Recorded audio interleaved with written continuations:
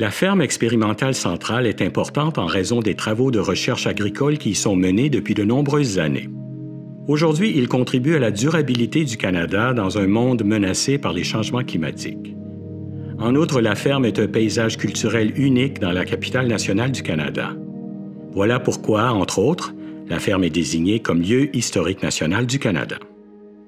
La ferme a été fondée en 1886. Elle devait servir à faire de l'agriculture un véritable moteur de l'économie canadienne en aidant les fermiers qui colonisaient de nouvelles contrées à adapter leurs pratiques à nos conditions nordiques. Grâce à la ferme, où les recherches visent d'abord la production d'aliments sains et sûrs pour les Canadiens, le Canada est devenu une des grandes puissances agricoles mondiales. Des scientifiques y étudient les répercussions des changements climatiques sur l'agriculture depuis plus de 40 ans. Les recherches ont contribué aux travaux du groupe d'experts intergouvernemental sur l'évolution du climat. Aujourd'hui, la recherche scientifique effectuée à la ferme concerne surtout la culture des céréales et des oléagineux et l'environnement. Dans le passé, cependant, on y a aussi étudié l'élevage, la sylviculture et même l'horticulture pour rendre la vie plus douce dans un climat rigoureux.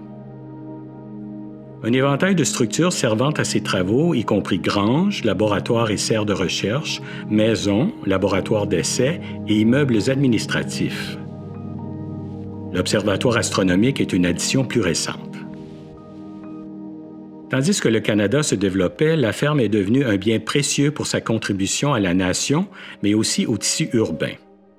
Piétons et cyclistes peuvent profiter de magnifiques sentiers et promenades. Des études ont démontré que la ferme constitue un environnement sain qui prendra sans cesse plus d'importance. Pour autant, l'avenir de la ferme qui s'étend sur 500 hectares n'est pas assuré. Elle se trouvait jadis bien à l'écart de la ville. Elle est aujourd'hui menacée d'empiètement par suite de la densification urbaine, faute de compréhension de sa valeur. Tout récemment, une parcelle de 25 hectares en a été soustraite pour un nouvel hôpital. Or, une fois qu'une parcelle est retirée, elle ne peut pas être remplacée, les travaux de recherche sont menacés et le patrimoine est dilapidé. Malgré ces pressions, la ferme continue d'effectuer des recherches agricoles et d'assumer son rôle dans le tissu de la société. En partenariat avec les peuples autochtones, Agriculture et Agroalimentaire Canada, le ministère fédéral qui gère la ferme, a créé un centre de ressources autochtones sur place. La ferme se trouve sur le territoire traditionnel non cédé de la nation algonquine Anishinaabe. La ferme jouxte le canal Rideau, site du patrimoine mondial, et l'UNESCO a exprimé son inquiétude face à tout aménagement inapproprié à proximité du canal. Dorénavant, nous devons être vigilants si nous espérons conserver ce lieu unique et précieux. Il faut protéger la ferme de nouveaux aménagements et tant les scientifiques que les citoyens doivent trouver une façon de faire œuvre commune en faveur du but commun d'améliorer la condition de vie des Canadiens. Il est grand temps que la ferme bénéficie d'une protection législative.